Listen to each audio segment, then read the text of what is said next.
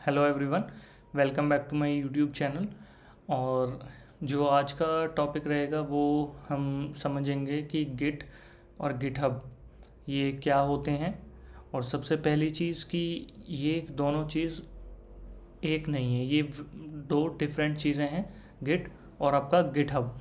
सो आज हम यही समझेंगे कि इस चीज़ की एक्चुअली में नीड क्या थी, क्यों इसको बनाया गया, और ये हमारे लिए क्या पर्पस सर्व करता है, और how both of these are linked together. क्योंकि आपने हमेशा देखा होगा कि गिट और गिटहब का दोनों का नाम बहुत फ्रीक्वेंटली लिया जाता है और एक साथ लिया जाता है। तो पहले हम समझेंगे कि दोनों में डिफरेंस क्या है, किसका क्या रोल है, और फिर ये how both of them are combinedly use together. Okay, so आइए चलिए वीडियो को शुरू करते हैं। और एक बात है, अगर आप वीडियो के एंड तक रुके रहोगे ना आज, तो आपको डेफिनेटली 101% आपको गिट और गिटहब के बीच में डिफरेंस और इनकी नॉलेज इतनी क्रिस्प और क्लियर हो जाएगी कि आपको इसका इस्तेमाल करते वक्त बिल्कुल सेकंड थॉट भी नहीं लेना पड़ेगा। आपको हर चीज़ का मीनिंग पता होगा कि इसके पीछे क्या ऑब्जेक्टिव है और इस कमांड का क्या मतलब होता है। सो आप वीडियो को पूरा देखना, और मैं आपको गारंटी देता हूँ कि आपकी कोई भी चीज़ मिस नहीं होगी और हर चीज़ आपके दिमाग में पल्ले पड़ेगी बिल्कुल डेफिनेटली। सो वीडियो को शुरू करते हैं। तो सबसे पहले मैं आपको ये समझाता हूँ कि एक रियल वर्ल्ड एग्जांपल देता हूँ, और फिर आप उससे इसको रिलेट करेंगे हम, ठीक है। तो आप सब ने वीडियो गेम्स तो कभी ना कभी खेले होंगे, या फिर मोबाइल में जो भी आप गेम खेलते हो। तो मोबाइल में आप जब भी गेम खेलते हो तो उस मोबाइल में स्टेजेस होती हैं। लेट से उस गेम के अंदर स्टेज 1 2 3 4। जब आप कोई स्टेज पार कर लेते हो तो आपने देखा होगा कि वो मोबाइल के अंदर जो भी एप्लीकेशन है वो आपकी प्रोग्रेस को सेव करती है। उससे फ़ायदा आपको ये मिलता है कि लेट से आपका मोबाइल स्विच ऑफ हो जाता है, या फिर आप उस गेम को बंद कर देते हो, दोबारा चलाते हो। तो आप जब भी दोबारा चलाओगे या फिर स्विच ऑफ होने के बाद आपका फ़ोन स्विच ऑन होगा, तो आपने जहाँ गेम छोड़ा था, जिस जगह पे छोड़ा था, आपका वहीं से ही, उसी स्टेज से ही वो गेम आप रिज्यूम कर सकते हो। तो ये जो सेव करने की फंक्शनैलिटी होती है ना, आपका डेटा, आपका जो प्रीवियस प्रोग्रेस है, उसको सेम चीज़ को ये गिट अचीव करता है। तो ये गिट क्या है? एक तरह का मेमोरी कार्ड है, आपका मेमोरी कार्ड है, ठीक है। जो भी आपकी कोड, जो भी आप लिखते हो, उस प्रोग्रेस को सेव करने के लिए ये मेमोरी कार्ड की तरह वर्क करता है। तो लेट से आप कंप्यूटर पर काम कर रहे हो, ठीक है। आपने कोई प्रोजेक्ट में 10 फाइल्स लिखी हैं। तो होता, अगर मान लो लेट से आपके घर कोई शरारती सा बच्चा आ जाए, ठीक है, नटखट सा, और आपसे मोबाइल आपसे वो सॉरी आपका लैपटॉप लूट ले दे, वो जो बोले कि दिखाओ दिखाओ भाई, कर क्या रहे हो तुम, कुछ हमें भी दिखाओ कि एकदम ये तो नई चीज़ है यार, कर क्या रहे हो। तो फिर उसने ऐसे ही उसमें कुछ भी टाइप कर देता है, या फिर मान लो उससे गलती से डिलीट हो गया कोई कोई भी फाइल। तो आपके लिए तो मुश्किल हो जाएगी ना, कि भाई आपने तो एकदम शौक शौक में, या फिर उस किसी ने आपसे ज़बरदस्ती कंप्यूटर छीन लिया और आपसे उसमें आपके कोड में कुछ गड़बड़ी कर दी, कुछ भी लिख दिया ऐसे एज इट इज़ रैंडम, या फिर आपकी फाइल्स को डिलीट कर दिया मिस्टेकनली। तो आपके पास तो कोई रास्ता ही नहीं बचेगा, अब क्या करोगे। अभी तक तो आप कोड लिखते आ रहे थे, 10 फाइल थी, प्रोग्राम 1 प्रैक्टिस 2 ये वो सब कुछ किया आपने, ठीक है, मान लिया मैंने। बट अगर किसी ने वो डिलीट कर दिया तो कहाँ से लेके आओगे। मान लो बिन में भी नहीं है, शिफ्ट डिलीट कर दिया, या फिर आपके कोड में ऐसे चेंजेस कर दिए कि आप ही भूल गए। और ये भी तो हो सकता है कि आपने ही खुद ने पहले कोड अच्छा खासा चल रहा था, आपने कोड लिखा, अच्छा खासा चल रहा था, बढ़िया, फिर आपने दिमाग लगाया कि चलो इसको दूसरे तरीके से करके देखते हैं, सब कुछ डिलीट किया, लिख दिया, कंट्रोल एस दबा दिया, सेव कर दिया, सॉरी कमांड एस से। फिर क्या होगा? जो आपका प्रीवियस जो लिखा हुआ था वो तो चला जाएगा। अगर आपके दिमाग में, अगर आपकी पिक्चर वाली मेमोरी नहीं है, वही आप बिल्कुल ही आइंस्टाइन के घर से नहीं हो, तो फिर कहाँ से याद करोगे वो सब चीज़ें, ठीक है। तो ये जो नीड थी ना हमारी, कि भाई हमारा जो कोड प्रोग्रेस को जो भी हम कोड लिखते हैं, उस कोड प्रोग्रेस को सेव करना है हमको कहीं ना कहीं कंप्यूटर के अंदर, कि कल को हमसे कोई मिस्टेक हो जाती है, या फिर फाइल्स डिलीट हो जाती हैं कुछ भी, तो आपके पास बैकअप है। तो सेम जैसा गेम के अंदर चेक पॉइंट आप प्रोग्रेस सेव करते हो, स्टेजेस जैसे जैसे आप पार करते हो ऐसे ऐसे आपका गेम सेव होता चला जाता है, और जब मन करे आप वहाँ से रिज्यूम कर सकते हो गेम को कैसे भी, चाहे आपका मोबाइल स्विच ऑफ ही क्यों ना हो जाए, ठीक है। तो सेम फंक्शनैलिटी आपको गिट देता है। गिट एक सॉफ्टवेयर है जो आपके कंप्यूटर के अंदर इंस्टॉल होता है, तो वो आपको मेमोरी कार्ड वाली फंक्शनैलिटी देता है। आइए इसको प्रैक्टिस करके देखते हैं। तो सबसे पहले आप एक फोल्डर बनाएंगे प्रोजेक्ट का। अपने टर्मिनल में गए,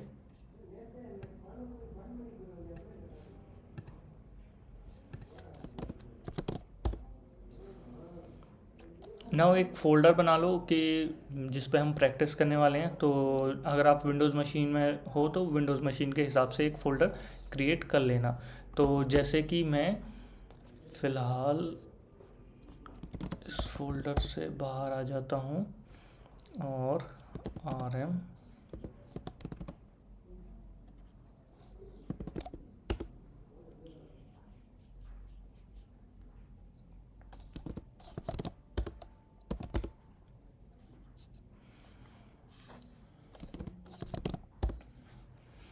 आइए प्रैक्टिस करके देख लेते हैं। और मैंने टर्मिनल खोल लिया है, और अगर आप विंडोज़ में हो, मैक में हो, जो भी हो, आप एक फ़ोल्डर क्रिएट कर लेते हैं। लेट्स सबसे पहले mkdir कमांड के थ्रू, विंडोज़ में हो सकता है डिफरेंट हो, तो पहले फ़ोल्डर बना लेते हैं गिट डेमो नाम से।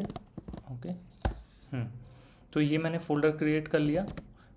इस फोल्डर के अंदर चले जाते हैं, नहीं तो आपको VS कोड से ही समझा देता हूँ वहाँ पे खोल के, ठीक है। अभी इसके अंदर कोई भी फाइल नहीं है, तो हम देखते हैं कि गिट काम कैसे करता है, गिट सॉफ्टवेयर। ओके, सबसे पहले आपको गिट सॉफ्टवेयर को ये बताना पड़ेगा। इसको क्लियर कर लेते हैं। ओपन इंटीग्रेटेड टर्मिनल, यहाँ पे ये हमने टर्मिनल खोल लिया है। हाँ, आई होप आपको स्क्रीन विजिबल होगी। इनिशियली मैं, जब आपने फ़ोल्डर बनाया है, ठीक है, उस फोल्डर में आप कुछ भी अपना कोड लिखोगे, अपना कोई भी प्रोजेक्ट तैयार करोगे, उसके अंदर आपको सबसे पहले इनिशियलाइजेशन करनी पड़ेगी गिट सॉफ्टवेयर से।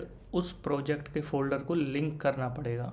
तो उसके लिए सिंपली एक कमांड होती है लिंक, मतलब आपको गिट से अपना कनेक्शन बनाना पड़ेगा, ताकि गिट को कैसे पता चलेगा कि आप यही फ़ोल्डर आप अपना उसमें अपनी प्रोग्रेस को सेव करना चाहते हो। तो इसीलिए आपको गिट इनिट नाम से एक कमांड देनी पड़ेगी। गिट इनिट देते ही ये इनिशियलाइज कर देगा एम्प्टी रेपोजिटोरी का, मतलब फोल्डर। रेपोजिटोरी कुछ नहीं है, फोल्डर ही होता है, ठीक है। अब क्या है कि गिट को नॉलेज है आपके फोल्डर के बारे में। तो अगर आप गिट से बोलोगे ना कि मेरी प्रोग्रेस सेव कर दे, तो वो आसानी से आपकी प्रोग्रेस को सेव कर देगा। तो सबसे पहले इनिट कमांड देनी पड़ती है। नाउ जो दूसरी चीज़ है वो हम देखेंगे कि अब लेट से 2 फाइल्स को क्रिएट कर लेते हैं और देखते हैं कि ये मेमोरी कार्ड कैसे वर्क करता है, या फिर जो हमारी प्रोग्रेस है कैसे सेव होती है। तो मैं आपको एक थोड़ा सा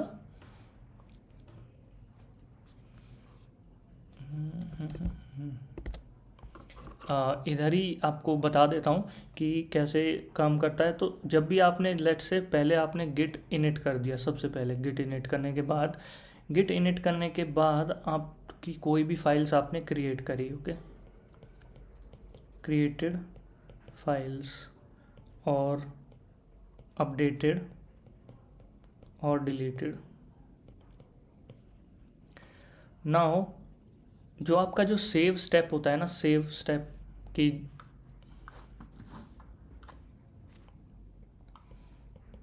मेमोरी कार्ड में सेव कैसे करते हैं। सेव करने के 2 स्टेजेस होते हैं।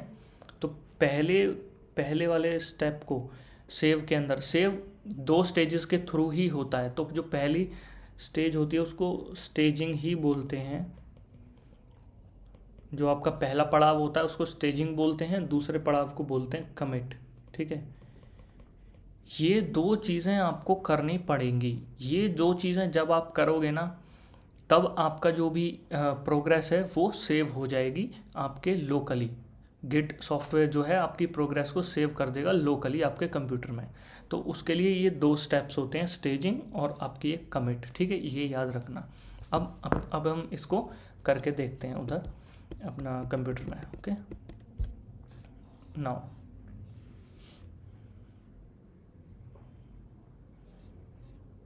सबसे पहले दो फाइल्स को क्रिएट कर लेते हैं यहाँ पर। इसको बोलते हैं app.py, दूसरी फाइल को बोलते हैं utils.py। ओके, तो मैं app.py में बोल देता हूँ प्रिंट एप्लीकेशन फाइल। ओके, और utils में बोल देता हूँ प्रिंट यूटिलिटी फाइल। ठीक है, ये दो फाइल्स मैंने क्रिएट कर दी, उसमें एक एक लाइन ऑफ कोड मैंने ऐड कर दिया है। नाउ देखते हैं कि हम प्रोग्रेस को सेव कैसे कर सकते हैं। तो जो सबसे पहली कमांड हम यूज़ करने वाले हैं वो रहेगी आपकी स्टेजिंग के लिए git add डॉट। डॉट का मतलब सारी फाइल जितनी, जैसे आप क्या है, एक कमांड है git status नाम से, git status करोगे ना तो आपको पता चल जाएगा, ये रेड में जो दिखा रहा है ना ये फाइल्स में चेंज हुआ है। ये सॉफ्टवेयर आपको इंडिकेट करेगा कि ये फाइल्स में चेंज हुआ है। तो चेंज हुआ है तो ओके, मैं इन चेंजेस को सेव भी तो करना चाहता हूँ, तो मैं इन चेंजेस को सेव करना चाहता हूँ, तो मैं बोलूँगा git add। इस कमांड से क्या होता है, जितनी फाइल्स में चेंज हुआ है वो सब फाइल स्टेजिंग एरिया में चली जाती हैं। तो मैंने आपको बताया ना कि दो स्टेज का प्रोसेस है ये, मतलब इसमें टू स्टेप प्रोसेस है सेव करने के लिए, फर्स्ट स्टेजिंग देन कमिट। तो अभी हमने स्टेजिंग पूरा कर लिया है। अभी ये जो गिट ऐड ऑल, डॉट का मतलब ऑल फाइल्स, सभी फाइल्स को स्टेजिंग में डाल दो। स्टेजिंग के बाद कमिट करना होता है, git commit dash M. Okay, यहाँ एम का मतलब मैसेज। आपको हर कमिट के साथ, ठीक है, अभी देखो आप एक बात समझो कि आप अपनी प्रोग्रेस सेव कर रहे हो, तो आपने हो सकता है 100-200 प्रोग्रेस सेव कर दी, 50 प्रोग्रेस सेव कर दी, और आपको बैक जाना है, आपको देखना है आपसे कोई मान लो मिस्टेक हुई थी, बट आपको टाइम में पीछे जाना है, इसी प्रोग्रेस पे जाना है।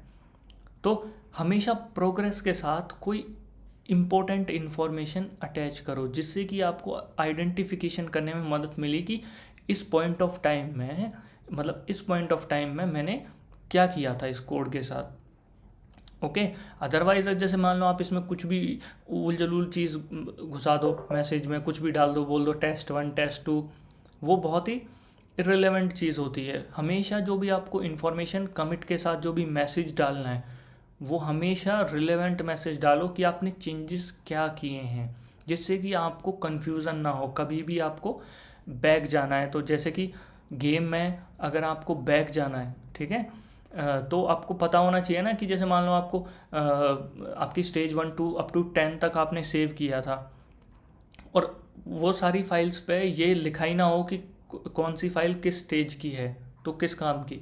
तो आपको पता कैसे चलेगा कि मैं किस स्टेज पे, मान लो ये स्टेज नंबर 5 पे जंप करना है, उसमें ये था कि उसमें भाई ये हरा वाला राक्षस मिलेगा मेरे को, उसके साथ खेलूँगा मैं।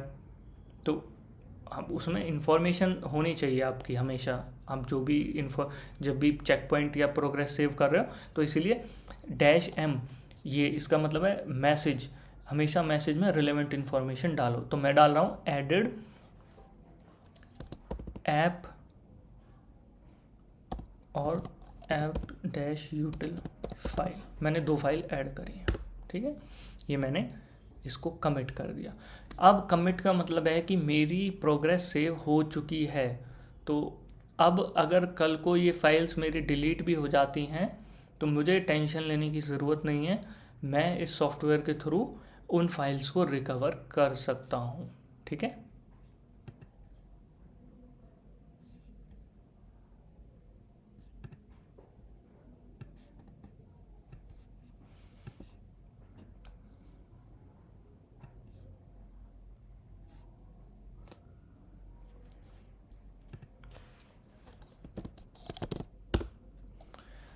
सो आपने कमिट करना सीख लिया। कमिट मतलब आपने डेटा को सेव करना सीख लिया है।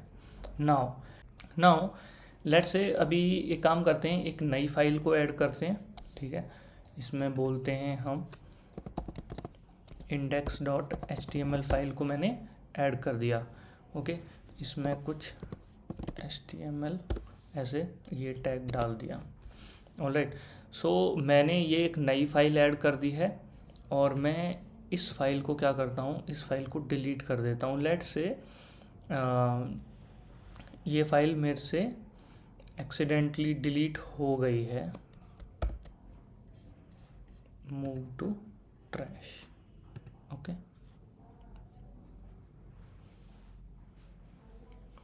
नाउ अभी देखो, गलती से मेरे से एक फ़ाइल डिलीट हो चुकी है और मैंने एक नई फाइल क्रिएट करी है।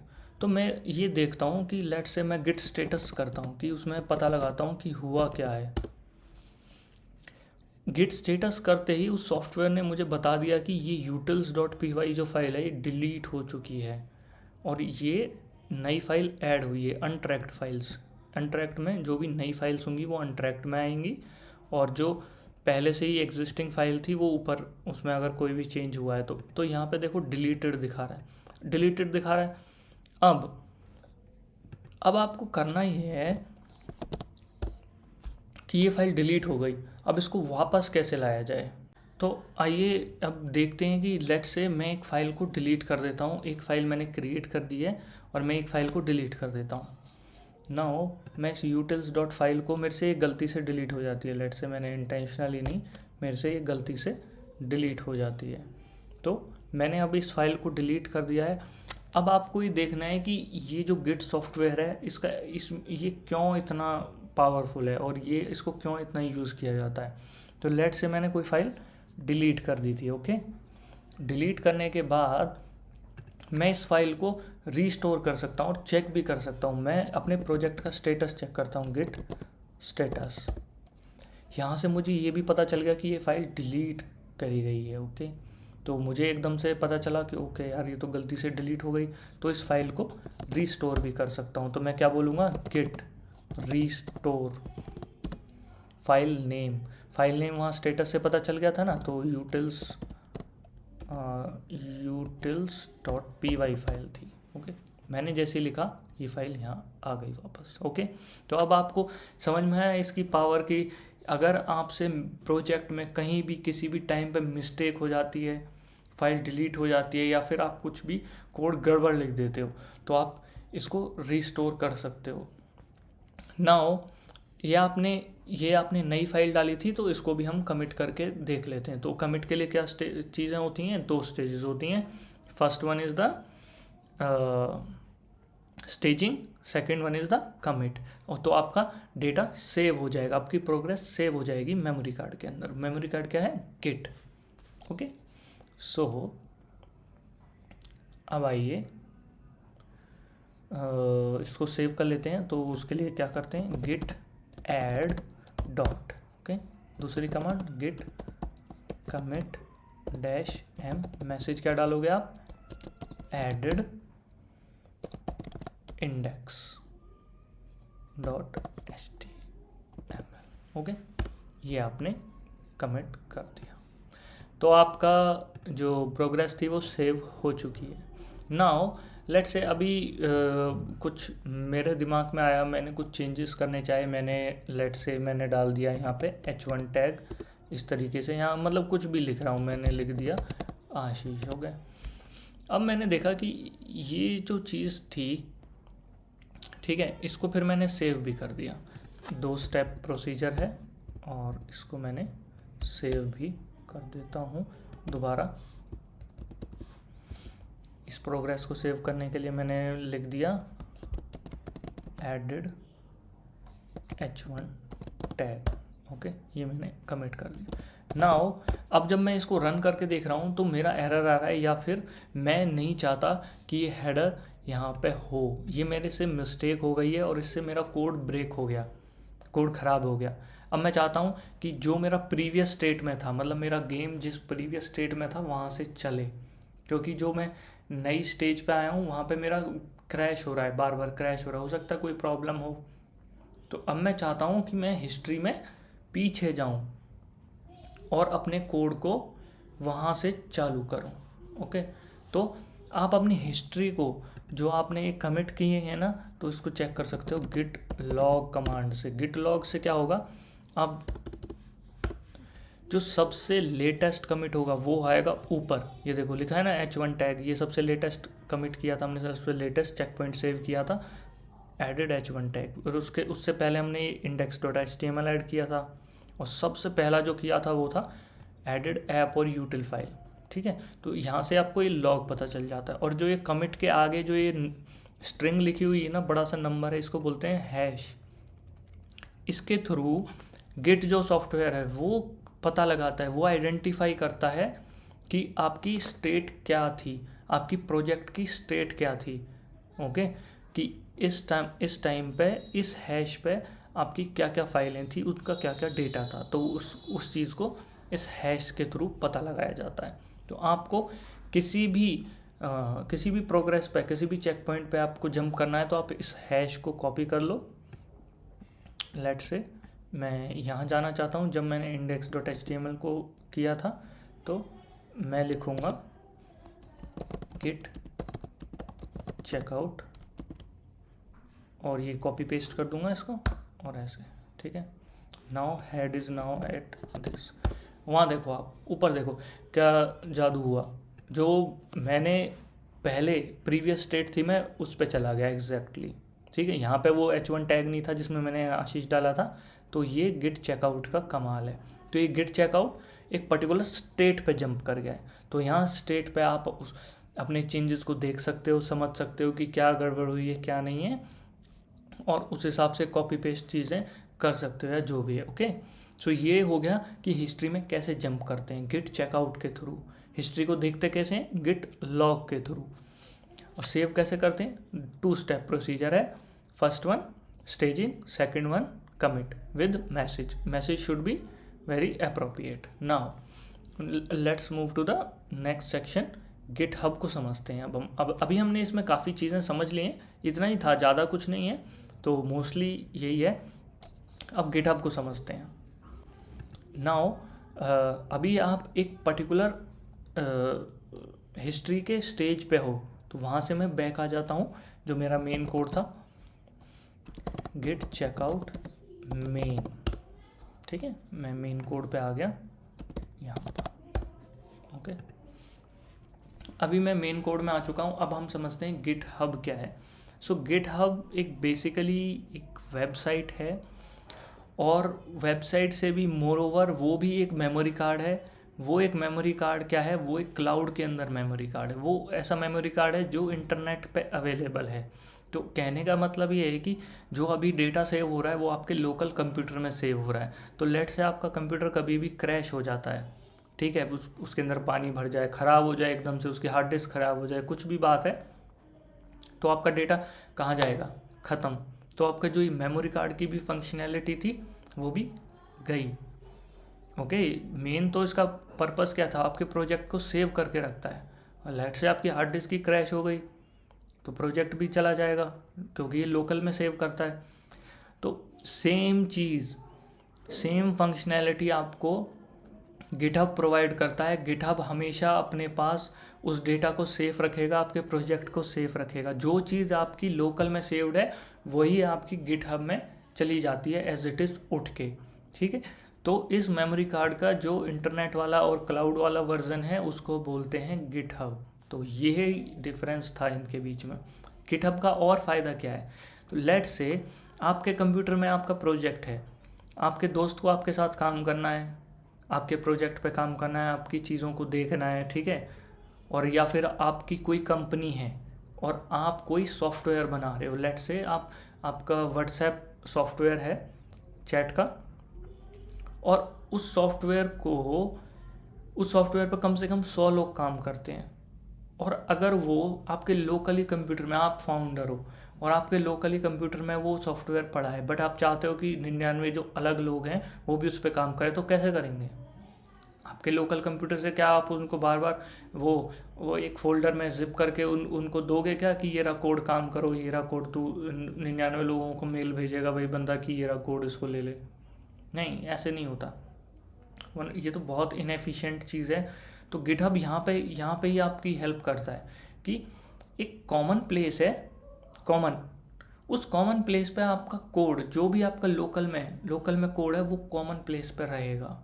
ठीक है, उसको पब्लिक प्राइवेट करना, किसको दिखाना है किसको नहीं, वो सब वो कर लेते हैं, उसकी कोई टेंशन नहीं लेनी। बट वो कॉमन प्लेस पे वो कोड रहता है। तो बाकी मेरे को भी अगर वो कोड कल को देखना है या फिर मेरा कंप्यूटर भी क्रैश हो जाता है तो वहाँ से मैं ले सकता हूँ, और जो 99 लोग हैं वो भी ले सकते हैं और उस पर काम कर सकते हैं। तो जब भी वो 99 लोग में से कोई काम उस पर करेगा, उस पर कुछ लिखेगा, प्रोग्रेस को वो भी सेव कर सकते हैं और उस प्रोग्रेस को मैं भी ले सकता हूँ। मतलब उन्होंने काम किया और उसका इस्तेमाल मैं भी कर सकता हूँ। ठीक है, सेम प्रोजेक्ट के ऊपर। तो ये बेनिफिट है गिटहब का। ठीक है, अब मान लो आपने कोई फीचर इंट्रोड्यूस करना था व्हाट्सएप में मान लो आपको वीडियो कॉलिंग का फीचर इंट्रोड्यूस करना था, आपको नहीं आता कैसे करना है, बट आपके जो 99 में से 10 टीम मेंबर हैं उनको पता है कि वो कोऑर्डिनेट करके वो उस फीचर को तैयार करेंगे कि वीडियो कॉल का फीचर हो, बट आपको नहीं आता। तो वो आपके प्रोजेक्ट पे काम करेंगे जो आपने गिटहब पे डाला हुआ है। ठीक है, ये वाला प्रोजेक्ट आपने गिटहब पे डाला हुआ है, वो उस पर काम करेंगे, उसकी प्रोग्रेस को वहाँ पर सेव करेंगे। फिर जैसे ही वो फीचर पूरा कंप्लीट हो जाएगा, आपको क्या है, आपको लड्डू मिल गए खाने को सीधे। ठीक है, फल पका पकाया मिल गया, आपने वो ले लिया। तो इस तरीके से कोलैबोरेशन बोलते हैं कि प्रोजेक्ट्स पे कोलैबोरेशन ईजी हो जाती है और आपका लोकल का डेटा भी सेफ रहता है। अगर लोकल कोई भी हैज़ार्ड हो जाए लोकली आपके मशीन के साथ तो भी आपका डेटा सेफ रहता है। तो दो चीज़ के लिए आपका गिटहब का इस्तेमाल होता है। तो आप ये याद रखिए। तो गिटहब पे सबसे पहले आप अकाउंट बना लेना, और उसमें एक स्टेप रहता है कि अपने अकाउंट में की सेटअप करना। अपने अकाउंट से जब भी आपको पुश करने पड़ती है ना फाइल्स, तो मैं आपको समझाता हूँ अपने नोट्स के थ्रू। आ जाते हैं नोट्स पे। तो ये था आपका गिट हो गया आपका ये वाला मेमोरी कार्ड, ये था लोकल, ये हो गए गिटहब भाई साहब। ये क्लाउड पे इसने मेमोरी कार्ड है, ये हो गया क्लाउड पे और इंटरनेट पे। तो मैंने आपको समझा दिया ना कि आपका कोई भी प्रोजेक्ट, लेट से आपका प्रोजेक्ट यहाँ पड़ा हुआ है इस मेमोरी कार्ड के अंदर, तो इस प्रोजेक्ट को आप गिटहब पे डाल सकते हो। तो उस मेथड को बोलते हैं पुश। और इस जो गिटहब के अंदर भी आपको एक फ़ोल्डर बनाना पड़ेगा ना। अभी तो लोकल में एक फ़ोल्डर था, वहाँ भी आपको एक फ़ोल्डर बनाना पड़ेगा। तो उस फोल्डर में आप अपना डेटा पुश करते रहोगे और आपको कभी भी लेना है तो आप फुल करते रहोगे। तो वो सब चीज़ अभी मैं आपको दिखाता हूँ। तो बस इतना समझाने का मतलब था। तो ये पुश करने के लिए ना कीज़ सेटअप करनी पड़ती हैं, आपके अकाउंट की क्रेडेंशियल्स मतलब यूज़र नेम पासवर्ड आपको अपने लैपटॉप में सेटअप करने पड़ते हैं कि जब भी आप पुश करो तो जो गिट सॉफ्टवेयर है वो यूज़ करे उन्हें उस वेबसाइट पे अपना डेटा को पुश करने के लिए। तो वो चीज़ आपको गिटहब का अकाउंट बनाना है और की सेटअप करनी है। इसके मैं आपको जो एक स्टेप बाय स्टेप गाइड या ट्यूटोरियल्स जो गिटहब के थ्रू ही है वो मैं लिंक में दूंगा आपको। ठीक है, तो आप ये सब पूरा कीजिए, फिर हम आगे बढ़ते हैं। ओके ना, यहाँ पर खोलते हैं गिटहब। खोलो आप github.com।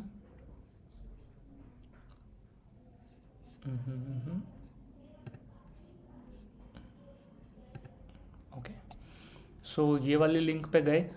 जब आप अकाउंट बना लोगे ना तो आपको ये जो ग्रीन सिंबल है, जो ये आपको मैं कर रहा हूँ, तो ये ग्रीन सिंबल दिखेगा यहाँ पे, ये फोल्डर सा बन रहा है। इसको बोलते हैं क्रिएटिंग द न्यू रेपोजिटोरी। जब आप इस पर क्लिक करोगे, रेपोजिटोरी मतलब आप एक फोल्डर बना रहे हो, कहाँ पे, क्लाउड के अंदर, क्लाउड के मेमोरी कार्ड के अंदर। ठीक है, तो आप इसको बोलो गिट डेमो, जैसे कि आपने लोकल में बोला था, इसको बोलो गिट डेमो। जैसा हमने लोकल में किया था ऐसे ही अब हम क्लाउड पे कर रहे हैं। किया, क्रिएट रेपो किया, क्रिएट रेपो होने के बाद इसने कुछ कमांड्स हमें दिए, तो मैं आपको इसका मतलब समझाता हूँ। ये इनिट की ज़रूरत है नहीं हमें लोकल में, ओके। तो लोकल में अब क्या है कि देखो, अब एक क्लाउड पे बन गया फोल्डर, एक बन गया हमारे लोकल में भी प्रोजेक्ट है हमारा, और एक क्लाउड पे भी प्रोजेक्ट है। दोनों को लिंक करना है। पहले हमने क्या किया था, पहले गिट सॉफ्टवेयर को लोकली लिंक किया था हमारे फोल्डर से, प्रोजेक्ट फोल्डर से, तो गिट इनिट से किया था, यहाँ पे देख सकते हो, ठीक है। तो ये इसका मतलब ये है।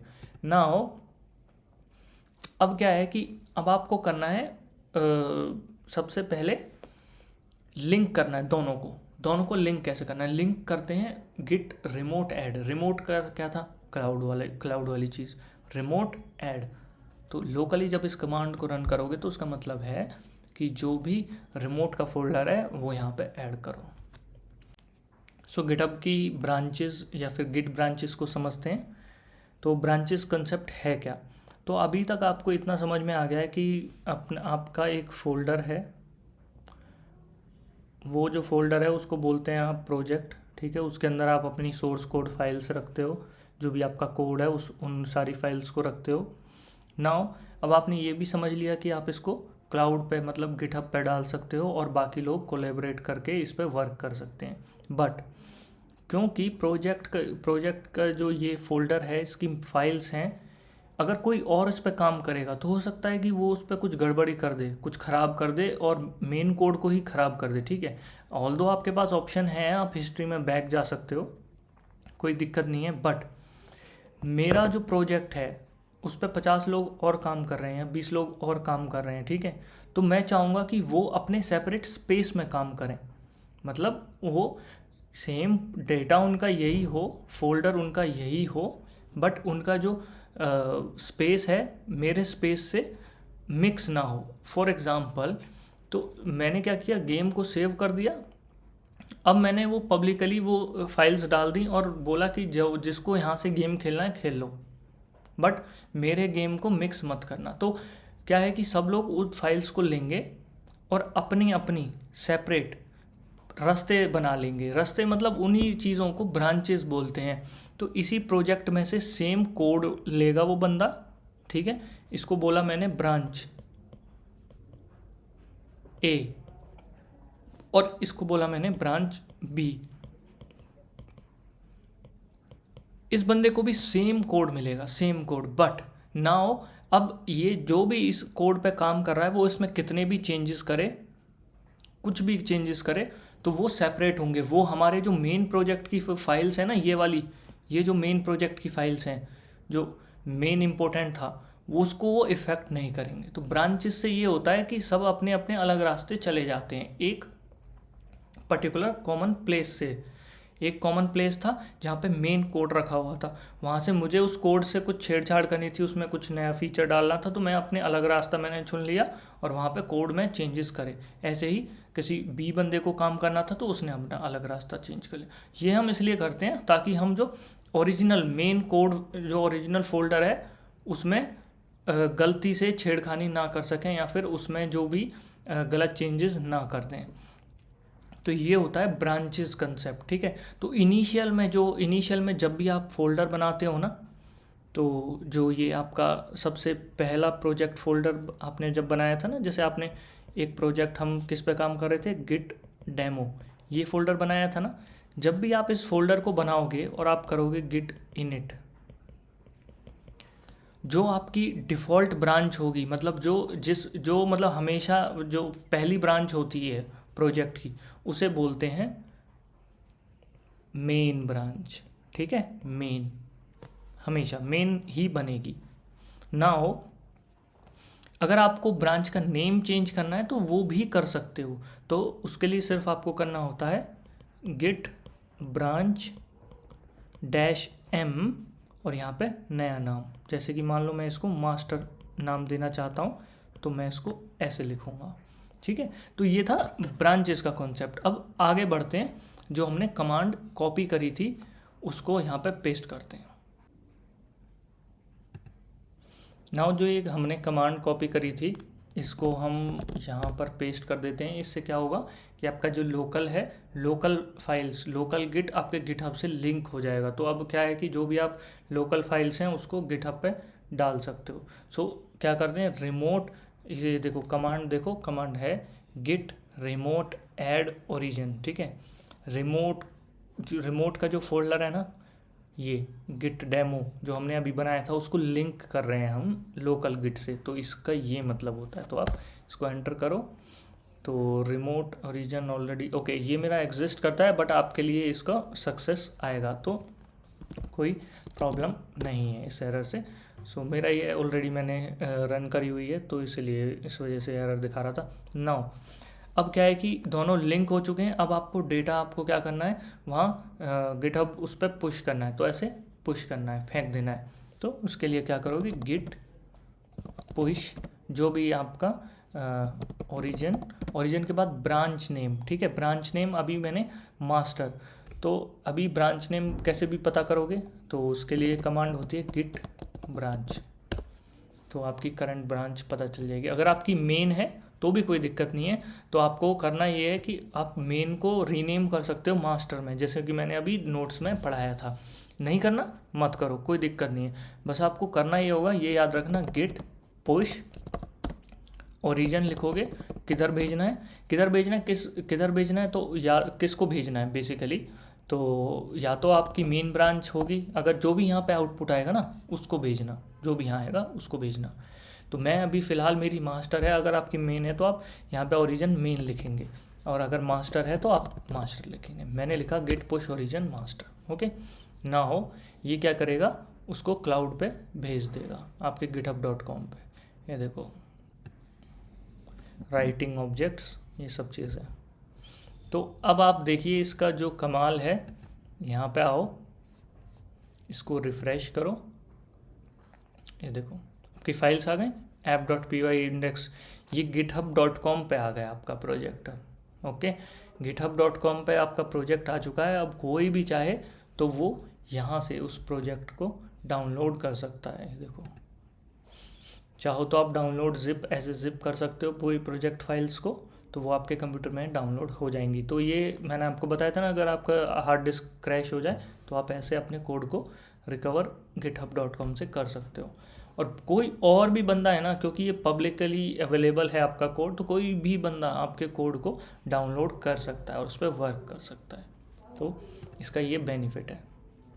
तो अब आपको समझ में आ गया गिट और गिटहब को लिंक कैसे करते हैं रिमोट ऐड के थ्रू, आपको पुश करना आ गया अपनी फाइल्स को। और एक चीज़ और होती है, ब्रांचेस भी आपने समझ ही लिया है, ब्रांचेस क्या होते हैं। और पुल रिक्वेस्ट, पुल रिक्वेस्ट क्या होता है वो आपको मैं समझाता हूँ, ये आई थिंक लास्ट चीज़ है, उसके बाद आपको ज़्यादा परेशान नहीं करेंगे। सेम ब्रांचेस के कॉन्सेप्ट अगर आपको समझ में आ गया तो अब ये और अच्छे से समझ में आ जाएगा। तो अब देखते हैं इसको कैसे है गिट। अब मैंने जो मेरा मेन प्रोजेक्ट था, जैसे मैं बोलता हूँ इसको, या तो ये मेन ब्रांच है, जो भी पहली बार प्रोजेक्ट बनाते हैं तो वो किस ब्रांच पे लिंक, किस ब्रांच पे बनता है, मेन ब्रांच, या फिर मास्टर, उसको रीनेम करके कर सकते हो, ओके। नाउ लेट्स से मैंने प्रोजेक्ट ये बनाया, कोई बंदा श्याम, कोई भी मेरा यूट्यूब का व्यूअर है, वो क्या करेगा, श्याम है लेट से, उसको इस प्रोजेक्ट में कुछ मॉडिफिकेशन करनी है, तो वो क्या करेगा, इसको अपने कंप्यूटर में github.com के थ्रू ले लेगा और वो एक सेपरेट ब्रांच बना लेगा। मैंने बताया था ना कि आपको डिफरेंट, अगर आपको सेम किसी और के प्रोजेक्ट पे काम करना है तो आप डिफरेंट ब्रांचेस में काम करें। तो उसने एक ब्रांच बनाई, तो ब्रांच बनाने के लिए क्या करते हैं, ये देखो मैं अपने ही कंप्यूटर में एक नई ब्रांच क्रिएट कर लेता हूँ इसी प्रोजेक्ट पे काम करने के लिए।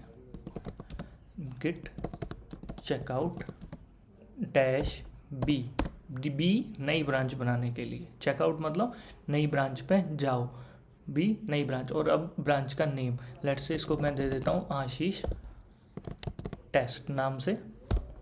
अब यह लिखा गया switch to new branch, okay. अब ये नई ब्रांच पे स्विच हो चुका है गिट। अब मैं इसमें कुछ चेंजेस करता हूँ, लेट से मैं लिखता हूँ, यहाँ पर index.html था, मैंने इसको लिखा h1 टैग, मैं इसमें एक छोटा सा h2 टैग और डाल देता हूँ। तो इसमें मैं डाल देता हूँ, मैं अपनी एज डाल देता हूँ, ओके, ज़्यादा कुछ नहीं। तो अब मैंने प्रोजेक्ट में कुछ नया चेंज किया है, मैं कोई डिफरेंट बंदा हूँ, लेट से मैंने प्रोजेक्ट में नया चेंज किया है, तो सबसे पहले मैं लोकली सेव करता हूँ इसको स्टेजिंग करके, git add all files, git commit dash m, यहाँ लिख दो added as to index. Okay, इसको ऐसे कर दो। मैंने यहाँ लोकली सेव कर दिया। अब लोकली करके मैं पुश करूँगा। पुश मतलब मेरी पूरे ब्रांच के चेंज वहाँ चले जाएंगे। तो मैं करूँगा push, git push origin. Origin के बाद क्या लिखते हैं, क्या किस ब्रांच को भेजना है, किस ब्रांच को, यहाँ ब्रांच नेम आएगा हमेशा। ओके, अभी मेरी ब्रांच का नेम क्या था, आशीष टेस्ट, जो मैं इस ब्रांच पे मैं काम कर रहा था। मतलब ये मेरा रास्ता है, मेरा अलग रास्ता है, मैं अलग रास्ते पे काम कर रहा हूँ। ठीक है, तो ये जा चुका है। यहाँ पे एक हमेशा ऐसा लिंक आएगा, create a pull request for this on GitHub by visiting this link. Okay, तो आप इस लिंक को हमेशा कॉपी करना, ऐसे कॉपी करना।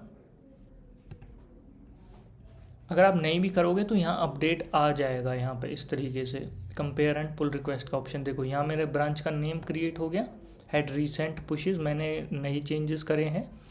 तो मैं इसको ऐसे भी कर सकता हूँ, तो वो लिंक को आप यहाँ डालो, नहीं तो यहाँ से डायरेक्ट हो जाएगा। ठीक है, ये लिंक को डाला, लिंक को डालते ही ओपन ए पुल रिक्वेस्ट। पुल रिक्वेस्ट का मतलब ये होता है कि भाई मैंने कुछ चेंजेस करे हैं आपके प्रोजेक्ट में।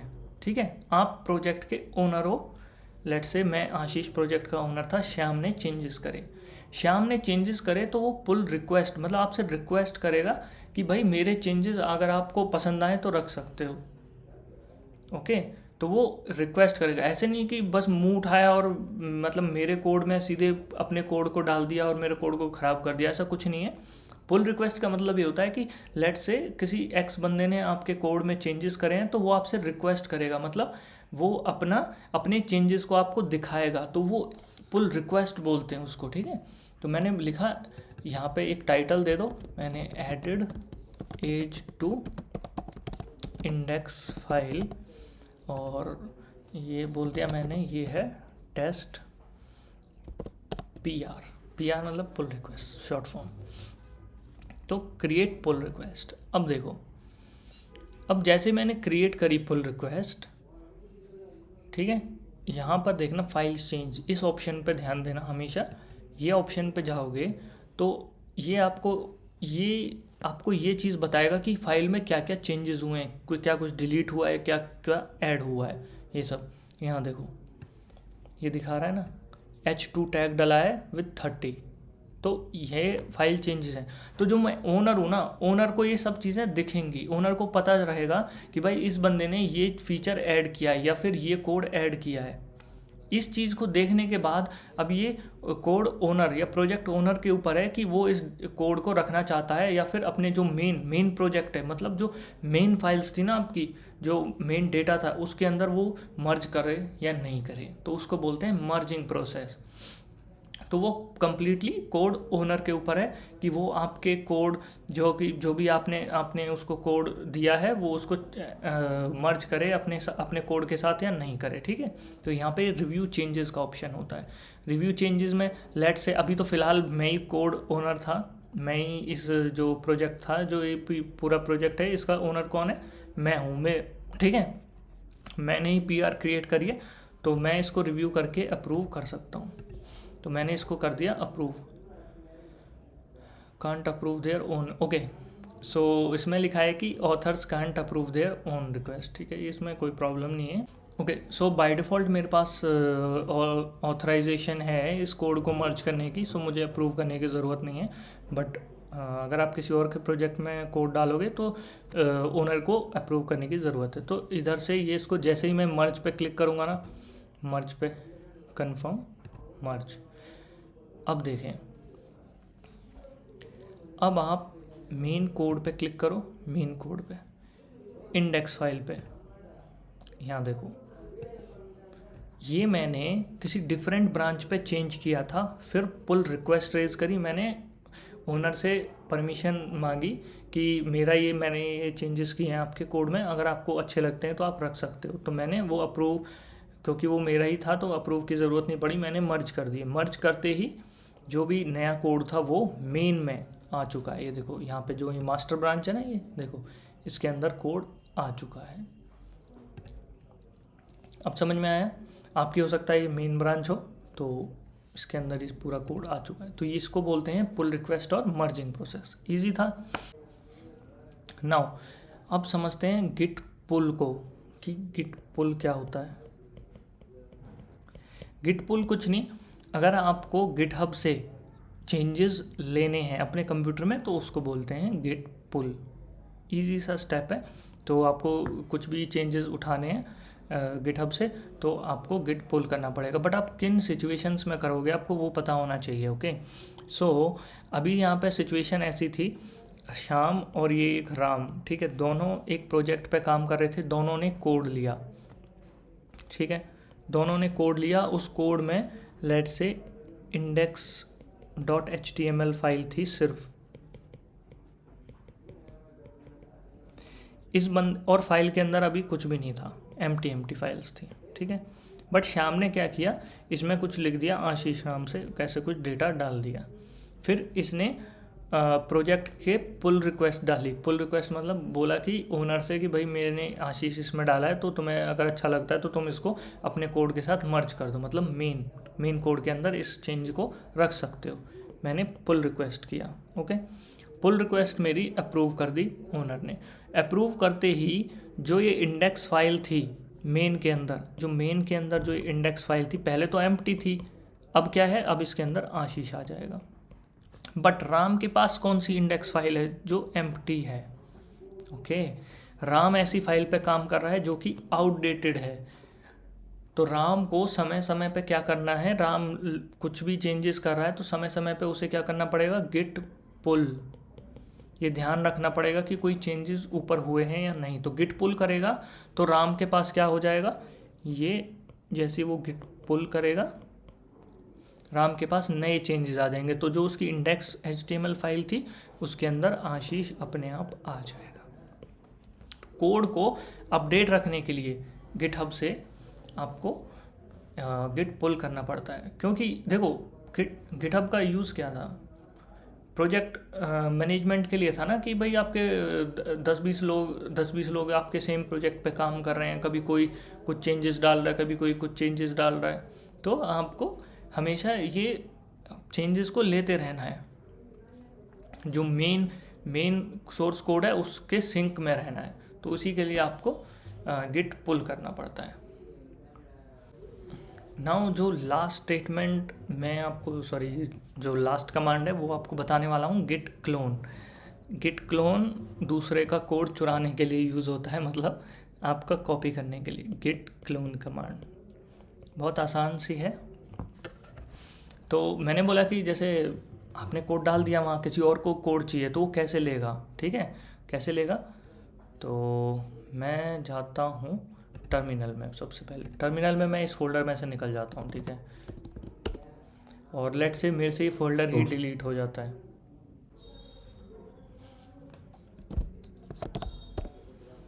नाउ अब देखो मेरे पास कोई गिटहब डेमो नाम का फोल्डर नहीं है, मैंने उसको डिलीट कर दिया है। और लेट से मेरे से एक्सीडेंटली भी डिलीट हो गया या फिर मेरी हार्ड डिस्क क्रैश हो गई, मैंने नया PC सेटअप किया है और मेरे को अपना प्रोजेक्ट की फाइल्स चाहिए थी, इसीलिए तो गिटहब का यूज़ कर रहे थे हम।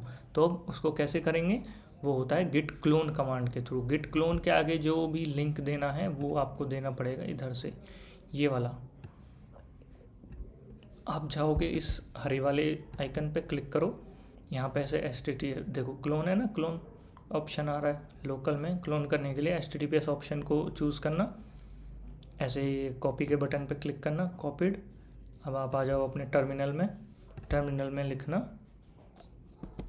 Git clone, बैम।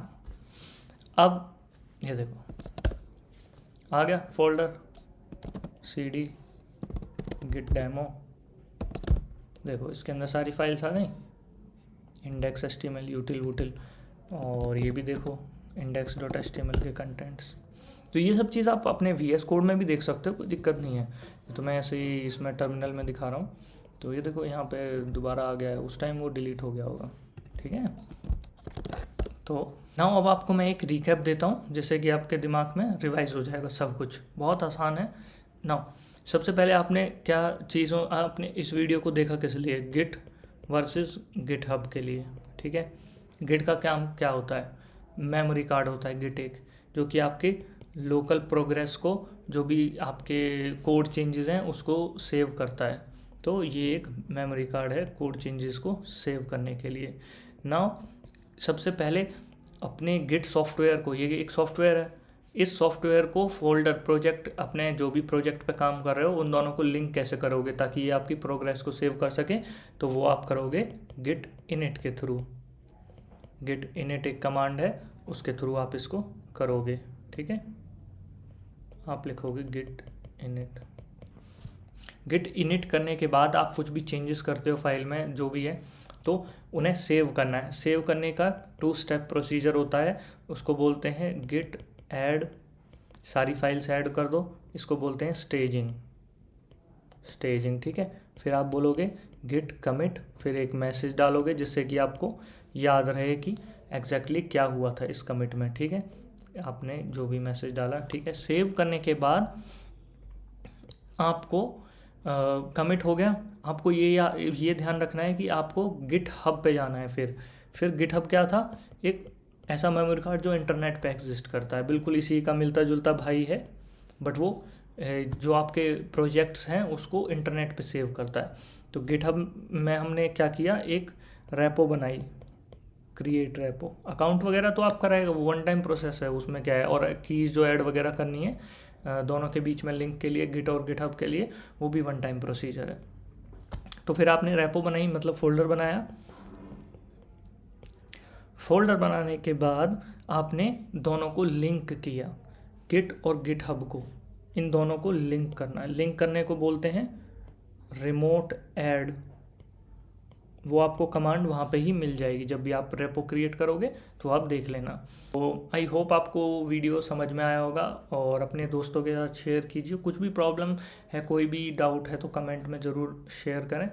और अगर आपने चैनल सब्सक्राइब नहीं किया है तो सब्सक्राइब करें, लाइक करते रहें और कमेंट भी करें। उससे क्या है कि यूट्यूब एल्गोरिदम हमारे वीडियो को पुश करती रहेगी और बाकी लोगों को भी हेल्प मिलेगी। सो आपसे यही एक छोटी सी रिक्वेस्ट थी। So take care, have a nice day, bye.